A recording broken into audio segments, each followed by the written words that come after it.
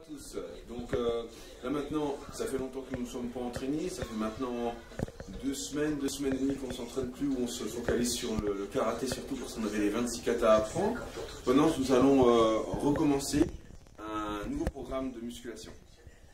Au niveau des exercices, quand ça fait longtemps qu'on n'a pas pratiqué la musculation, ce qu'il faut faire, c'est déjà favoriser la coordination neuromusculaire. Qu'est-ce que j'entends par coordination neuromusculaire? C'est la capacité du corps à recruter toutes les fibres musculaires si possible, même si c'est impossible, c'est 70% normalement de la totalité des fibres, mais il faut recruter un maximum de fibres, donc il faut rendre son système nerveux capable d'un recrutement moteur maximal. Pour faciliter cette coordination neuromusculaire qui va permettre par la suite au système nerveux de recruter un maximum de fibres musculaires par exercice, notamment quand on approche des compétitions sur des exercices en isolation, il faut faire en travail hors saison un travail qu'on appelle polyarticulaire. Pour le travail polyarticulaire, il n'y a pas besoin d'aller forcément en salle. Si vous avez votre salle à la maison, vous pouvez, comme nous, le faire à la maison. Donc nous allons procéder maintenant au premier exercice. Une petite barre comme ça, vous pouvez prendre une barre de 8 kg, une grande barre de 8 kg toute fine, ou bien prendre pour se faire aussi une barre olympique en salle de musculation. Alors vous avez deux options. Pour le niveau débutant, je conseille plutôt de prendre des gants. Pourquoi les gants? Parce que avec le gant, on augmente la surface de préhension, donc on augmente la prise sur les barres. Maintenant, quand on a plus d'expérience, arrivé à un certain niveau, on va préférer bien sûr se passer des gants pour travailler sur les sensations proprioceptives des mains. Et ça, c'est très important parce que plus on monte au niveau, plus on est sur le sens kinesthésique, ça veut dire sur les informations qu'on a à travers nos sens qui sont autres que simplement la vue, que simplement l'aspect visuel. C'est bon, ça fait? Alors, maintenant, nous allons prendre une barre ici. Prise 2 fois la largeur des épaules pour être sur les épaules. Le poids du corps se trouve sur le centre du pied ou bien sur les talons. J'inspire, je monte. Premier mouvement. Deuxième mouvement, je monte les coudes au-dessus des oreilles. Je descends, j'inspire, poitrine au plafond. Et je descends, j'inspire, je descends. Je souffle, souffle, inspire et finis l'inspiration en descendant. Inspiration, expiration en 2 temps. Je souffle et je descends, j'inspire et j'inspire. Hop. En mouvement continu, 15 fois. On gardera le même nombre de répétitions, en léger, comme en lourd, sur la série d'échauffement, comme sur le mouvement effectif.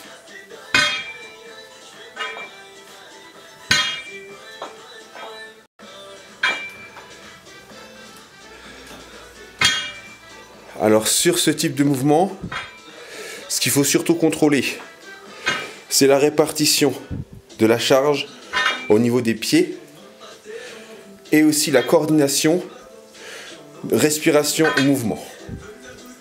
Respiration au mouvement. C'est pas évident au départ, hein. Alors ce qu'il faut veiller à faire, c'est que dès qu'on travaille léger, on se concentre sur la coordination, respiration, mouvement. La respiration doit être parfaitement coordonnée avec le mouvement. C'est pour ça sur la série d'échauffement, on fait entre 15 et 20 répétitions, voire 30 en situation de compétition. De 5 kg. Donc là on a fini la série d'échauffement. Le travail de reprise est un travail pyramidal pour habituer les articulations à travailler avec un certain poids, un poids objectif, un poids qu'on va travailler par la suite lourd en série de 6 répétitions. D'accord? Donc là on restera aujourd'hui en série de 15-20 répétitions avec une surcharge progressive, c'est-à-dire en augmentant le poids à chaque série. La première série est en échauffement. Donc là on a mis 2,5 de chaque côté avec la barre. Maintenant on rajoute 5 kg et on refait le même mouvement en se concentrant bien sur la coordination respire, mouvement.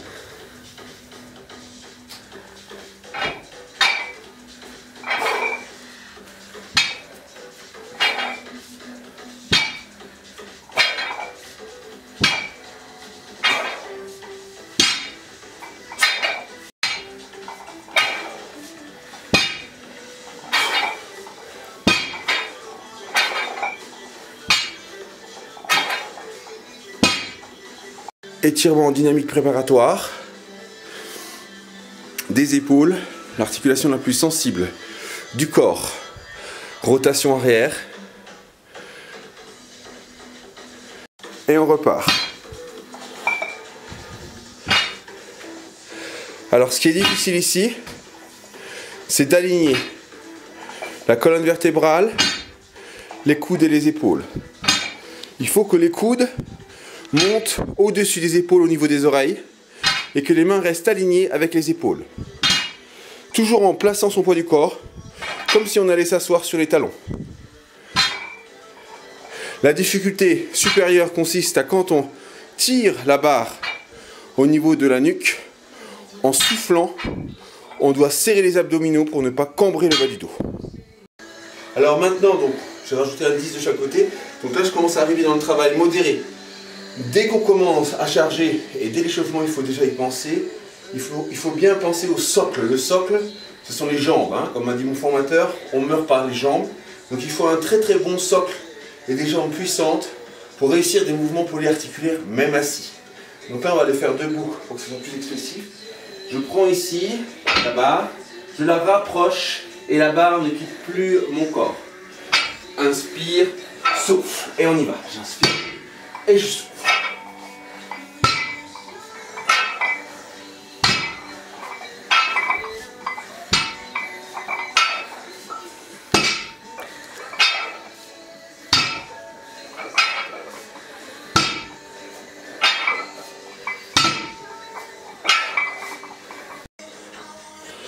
Donc sur ce mouvement, surcharge progressive, sur 3 à 5 séries.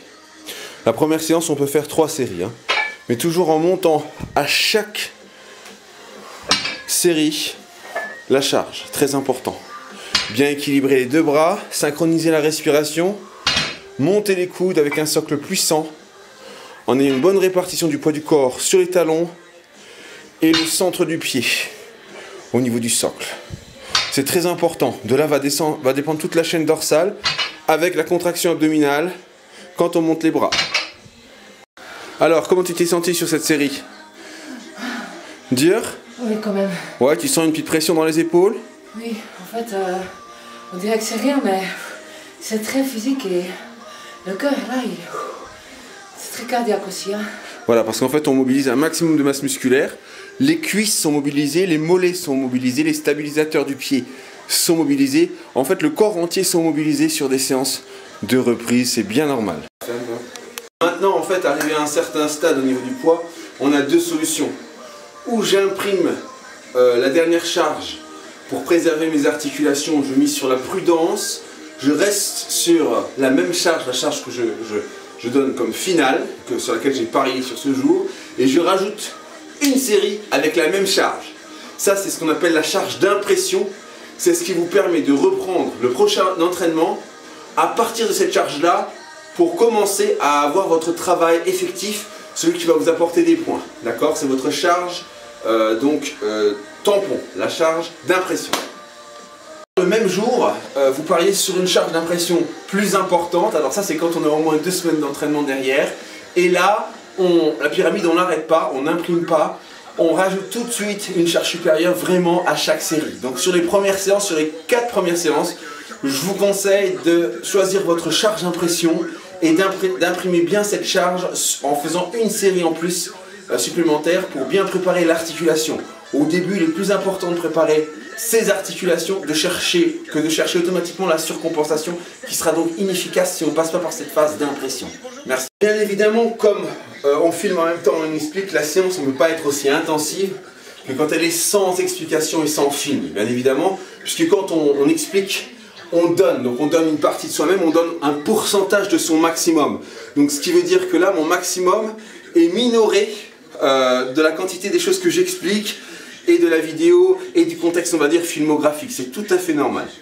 Donc là, on est donc en charge d'impression, donc je prends la même charge que la série d'avant et je vais recommencer le même effort en rajoutant 1 ou 2 répétitions supplémentaires pour favoriser la coordination neuromusculaire, la protection et le renforcement articulaire en priorité. Alors une petite info sur l'élasticité stomacale, à quoi sert-elle? À quoi ça sert d'avoir une grande souplesse au niveau de l'estomac, au niveau du ventre, de pouvoir faire ça et ça? Ça sert à quoi? Tout simplement quand vous avez une barre de squat sur le dos ou quand vous descendez et que vous sentez trop de pression au niveau du dos, ça permet d'amortir, ça fait comme un coussin, en fait la respiration, l'air, fait comme un coussin d'amortissement à la charge qu'on doit supporter. C'est ce qu'on voit souvent chez les powerlifters. On voit un gros ventre ici et ça leur sert de soutien, de maintien hein, au niveau du dos. Donc ça permet, voilà, de pouvoir gérer des charges très lourdes. Et ça donne en même temps une bonne élasticité, une bonne contraction aussi des abdominaux qui sont plus ou moins en dessous en fonction de la sèche qu'on a bien évidemment. Alors charge d'impression toujours pareil, prise bien large. Je rapproche, je prends d'avoir un bon appui sur les pieds, c'est le plus important. Et je pars à partir du fessier. Je pousse le talon dans le fessier, je lève la barre avec une bonne respiration et j'effectue mon mouvement polyarticulaire. Toujours en respirant, je souffle.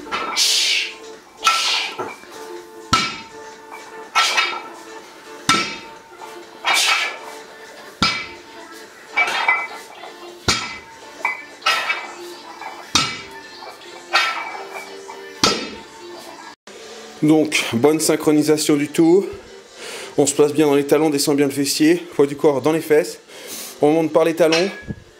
Et ensuite, le corps va se basculer automatiquement légèrement vers l'avant quand on descend. Et quand on descend, le poids du corps va se placer au maximum sur le milieu du pied. D'accord? Jamais sur les pointes de pied. C'est une faute grave. Poids du corps sur le centre du pied. On souffle et on serre les abdos en haut pour verrouiller le dos. Hein. Très important. Ça part du sol, l'énergie part du sol, monte dans la barre jusqu'au plafond. Voilà, série d'impressions. On essaie d'en faire 17 et on était à 15. D'accord? Sur la charge objectif. 17 à la place de 15 sur la charge objectif. Voilà. On va chercher la limite. On se place bien et on explose. Ouais. Alors, comment t'as senti cette série? Sympa? Très. Ouais. Et le cœur dans la bouche. Oui. Yeah.